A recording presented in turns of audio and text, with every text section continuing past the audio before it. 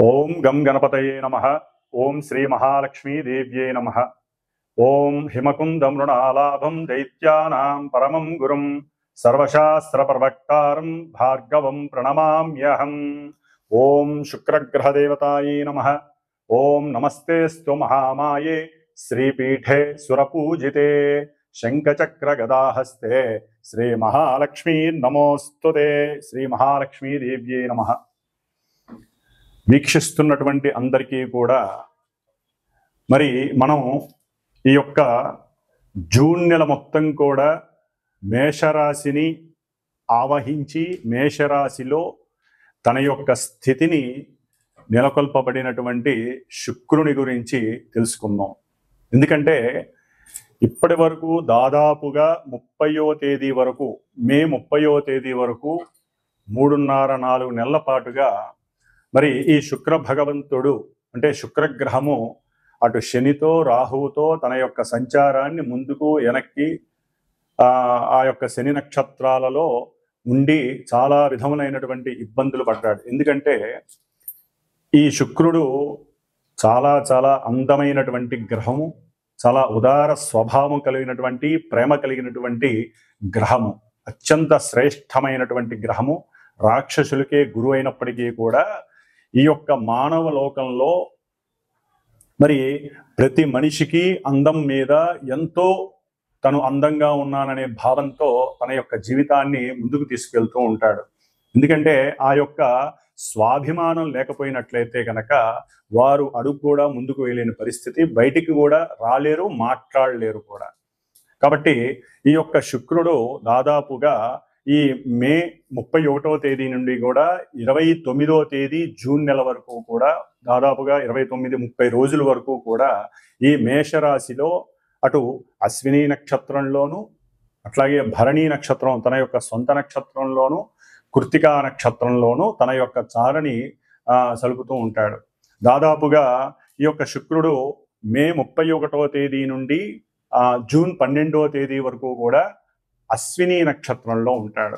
ఈ అశ్విని నక్షత్రంలో ఉండటం ద్వారా శుక్రుడు మేషరాశి తన యొక్క శత్రు యొక్క రాశి, ఆ శత్రు రాశిలో ఉండి సరైనటువంటి ఆలోచనలు కానీ సరైనటువంటి ఫీలింగ్స్ కానీ వాక్కుని కానీ అంటే జారవిడ్చేస్తారు. వాక్కుని అంటే స్త్రీల యందు కొంత అనాగరికంగా ప్రవర్తించేటటువంటి మనస్తత్వం కూడా కలిగే అవకాశాలు ఉన్నాయి. ఎందుకంటే కేతువు యొక్క నక్షత్రంలో ఉన్నప్పుడు. కాబట్టి 12వ తేదీ వరకు కొంచెం జాగ్రత్తగా ఉండడం మంచిది. తదుపరి జూన్ 13వ తేదీ నుండి జూన్ 25వ తేదీ వరకు కూడా సొంత నక్షత్రంలో భరణి నక్షత్రంలో ఉండటం చాలా విశేషమైనటువంటిది. అందరికీ కూడా విశేషమనే చెప్పుకోవాలి. ఎందుకంటే ఏ గ్రహమైనా సరే సొంత నక్షత్రంలో ఉన్నప్పుడు మంచి బలాన్ని కలిగి ఉంటుంది. మరి ఈయన ధనాన్ని ఇచ్చేటటువంటి వాడు, మంచి వాక్కుని, సౌందర్యాన్ని, అందాన్ని, కళలని ఇట్లా ఇచ్చేటటువంటి వాడు. ముఖ్యంగా సినిమా పరిశ్రమకి సంబంధించిన లలిత కళలకి సంబంధించినటువంటి గానము, రాగము, అట్లాగే భరతనాట్యము, ఇంకా వివిధ కావ్య రచనలు చేసేటటువంటి వారు, డైరెక్టర్లు, ప్రొడ్యూసర్స్కి, ముఖ్యంగా ప్రొడ్యూసర్స్కి, సినిమా యాక్టింగ్ చేసేటటువంటి హీరోలందరికీ, హీరోయిన్లకి కూడా విశేషమైనటువంటి సౌఖ్యం ఈ యొక్క సొంత నక్షత్రంలో ఉన్నప్పుడు కలిగే అవకాశాలు ఉన్నాయి. ఆ తదుపరి జూన్ 26వ తేదీ నుండి జూన్ 29వ తేదీ వరకు కూడా మేషరాశిలో కృత్తికా నక్షత్రం రవి యొక్క నక్షత్రంలో ఉండటం ద్వారా వీరికి కొంత గవర్నమెంట్ నుంచి ఈ సినిమా వాళ్ళకి కానీ లేకపోతే లలిత కళల వాళ్ళకి కానీ కొంత అనుకూలమైనటువంటి పరిస్థితులు, చక్కటి కీర్తి గడించటము, గవర్నమెంట్ సంస్థల నుంచి కానీ లేకపోతే ప్రభుత్వం నుంచి కానీ ఉన్నతమైనటువంటి గౌరవ పురస్కారాలు లభించే అవకాశం ఉంటుంది. కాబట్టి శుక్రుడు ఈ యొక్క మానవ ప్రపంచంలో శుక్రగ్రహం నుంచి స్త్రీలు ఉద్భవించారని, అట్లాగే కుజగ్రహం నుంచి పురుషులు ఉద్భవించారని నానుడి. కాబట్టి అందానికి ప్రతీక శుక్రుడు. కాబట్టి ఆ అందాన్ని మానసికంగా చంద్రుడి యొక్క స్థితిగతులను పెంచి స్థితిగతుల నుంచి ఆనందించటం, లేకపోతే ఆ యొక్క ఆనందాన్ని ఉద్రేకపూర్వకంగా చేసుకోవటం అనేటటువంటిది మానసిక చర్యను బట్టి ఆధారపడి ఉంటుంది. ఎందుకంటే మేషరాశి శుక్రుడికి అంత యోగ్యకరమైన రాశి కాదు. కానీ ఆయన నక్షత్రాల్లో మారినప్పుడల్లా ఎన్నో రకాలైనటువంటి గతులు ఏర్పడే అవకాశాలు ఉంటాయి. కాబట్టి మరి ఈ శుక్రుడు ఎన్నో రకాలైనటువంటి రోగాలను కూడా కలుగజేసే అవకాశం ఉంటుంది. ముఖ్యంగా మూత్రపిండాలు కానీ, లేకపోతే కిడ్నీస్కి సంబంధించినటువంటి వ్యాధులు. అట్లాగే ఈయన మేషరాశి శిరోభాగంలో ఉన్నాడు కాబట్టి శిరస్సుకు సంబంధించినటువంటి వ్యాధులు. ఈయన జలగ్రహం. మేషరాశి ఏమో అగ్నితత్వపు రాశి. మరి అగ్నితత్వపు రాశిలో జలగ్రహమైనటువంటి శుభపరమైనటువంటి ఈ శుక్రుడు ఉండటం అనేటటువంటిది ఒక రకంగా చెప్పాలంటే కొన్ని రాశుల వారికి ఇబ్బందికరమైనటువంటి పరిస్థితుల్ని కలుగజేస్తుంది. ఎందుకంటే వేడి ద్రావకంలో బంగారపు ముద్దని అంటే వేడి చేసి దాంట్లో వెయ్యంగానే, నీళ్ళల్లో వేయంగానే అది ఏ విధంగా అయితే ఇబ్బంది పడుతుందో చల్లారడానికి ముందు, అట్లాగే స్త్రీలు కొంచెం జాగ్రత్తగా ఉండాల్సినటువంటి పరిస్థితులు. పురుషులైతే గనక స్త్రీల యందు మాతృభావాన్ని చూపించడం చాలా విశేషం.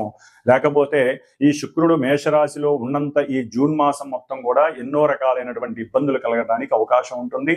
అట్లాగే ముఖ్యంగా గోచారంలో శుక్రుడు మేషరాశిలో ఈ విధంగా ఉన్నప్పటికీ, మంచి చెడులు ఇస్తున్నప్పటికీ కూడా ఎవరి జన్మజాతకంలో అయితే శుక్రుడు కొన్ని శుభపరమైనటువంటి నక్షత్రాలలో ఉండి శుభపరమైనటువంటి పరిస్థితులు, ముఖ్యంగా వివాహము, సంతానము, పురుషులకైతే వీర్యకారకుడు కాబట్టి ఎన్నో రకాలైనటువంటి మానసికమైనటువంటి చర్యల మీద ఈయన యొక్క ప్రభావం ఉంటుంది. కాబట్టి కొంత కాముకత్వాన్ని కండిషనల్గా ఉంచుకోవటం అనేటటువంటిది ఎంతో విశేషమైనటువంటి ప్రక్రియ. కాబట్టి మనలో కలిగేటటువంటి మనోవికారాలని కండిషనల్గా ఉంచుకున్నట్లయితే ఈ నెలన్నాళ్ళు కూడా శుక్రుడి వలన కలిగేటటువంటి ఇబ్బందులు కలగకుండా ఉంటాయి, స్త్రీలకైనా పురుషులకైనా. అట్లాగే మేషరాశిలో ఉన్నాడు కాబట్టి సాధ్యమైనంత వరకు శుక్రుడు ఈ నెల రోజులు కూడా కాస్త సనాతన ధర్మము, హిందువులమైనటువంటి స్త్రీలు తప్పకుండా పురుషులైనా సరే చక్కగా నుదుటిన ఎరుపు తిలకం ధరిస్తే గనక, ఎరుపు బుట్టును పెట్టుకుంటే గనక అవతల వ్యక్తుల నుంచి కలిగేటటువంటి నరఘోషలు కానీ, దృష్టి పీడలు కానీ, మన అందం మీద కావచ్చు, మన ధనం మీద కావచ్చు ఆ యొక్క పీడ లేకుండా ఉంటుంది. అట్లాగే మన శరీర ఆరోగ్యం నలతలు లేకుండా సంపూర్ణ ఆరోగ్య సిద్ధిని మనమే ఈ బొట్టును పెట్టుకోవడం ద్వారా ఆ అమ్మవారి యొక్క అనుగ్రహం. ఎందుకంటే శుక్రుడు అనేటటువంటి గ్రహము స్త్రీ దేవత. అంటే ఎక్కువగా వీరు మహాలక్ష్మి అమ్మవారిని, లలితా అమ్మవారిని ఆరాధించుకున్నట్లయితే ఈ నెల రోజులు కూడా చక్కటి సౌందర్యము, ఆనందము, విలాసము, ఉత్సాహము, అట్లాగే సంపూర్ణ ఆరోగ్యానితో పాటుగా అష్టైశ్వర్యాలను ఇచ్చేటటువంటి శుక్రుడు మీకు శుభాన్ని కలుగజేస్తాడు. కాబట్టి మరి ఈ మేషరాశి పర్యంతం ఈ శుక్రుడు వలన కలిగేటటువంటి వివిధ రకాలైనటువంటి చర్యలు ఏ విధంగా ఉంటాయి, ఇబ్బందులు ఏ విధంగా ఉంటాయి, ఏ విధమైనటువంటి సౌఖ్యాలు గడిస్తారు అనేటటువంటిది చక్కగా మనం మేషరాశి పర్యంతం కూడా మీనరాశి వరకు శుక్రుడు ఉన్నటువంటి స్థితిగతులను అనుసరించి ఏ రాశుల వారికి ఈ శుక్రుడు శుభత్వాన్ని కలుగజేస్తాడు, ఇబ్బందులు కలుగజేస్తాడో తెలుసుకుందాం.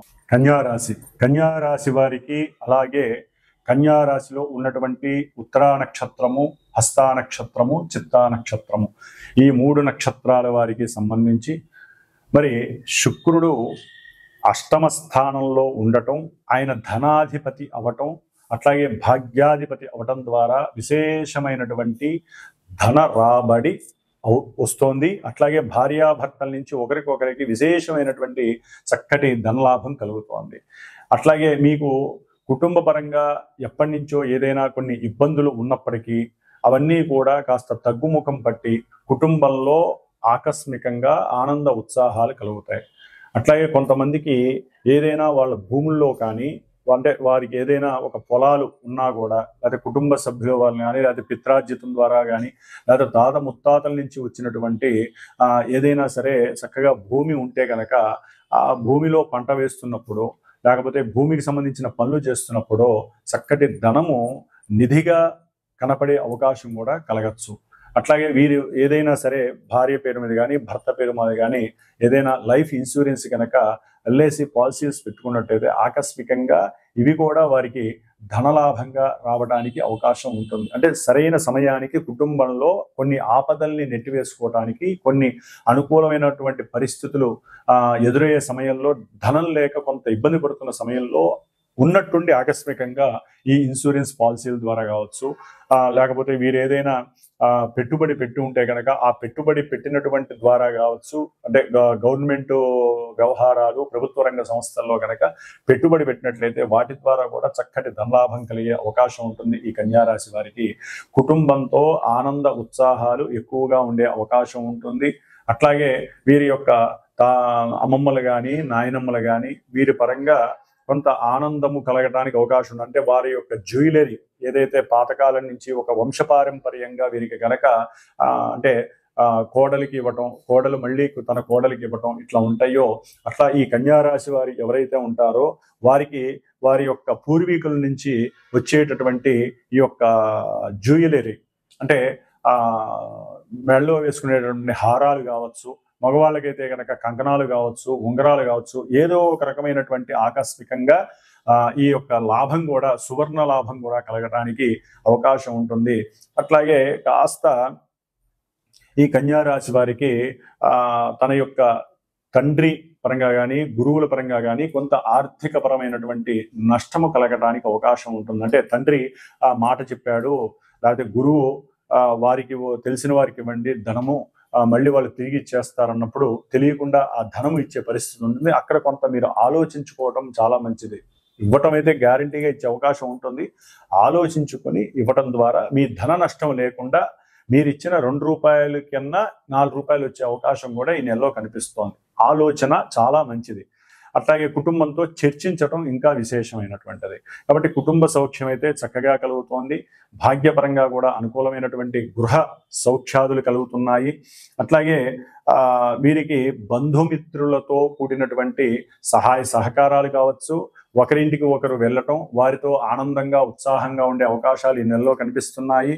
అట్లాగే సంసార సుఖము సౌఖ్యము కూడా కలిగే అవకాశం ఉంటుంది. కాస్త కీర్తి గౌరవాదులు ప్రతిష్టలు పెరగడానికి అవకాశము ఈ యొక్క కన్యా రాశి వారికి. అష్టమంలో ఉన్నటువంటి శుక్రుడు కొన్ని కష్టాలను నివృత్తి చేసి చక్కటి ఆయురారోగ్యాన్ని కూడా కలుగజేసే అవకాశం ఉంటుంది.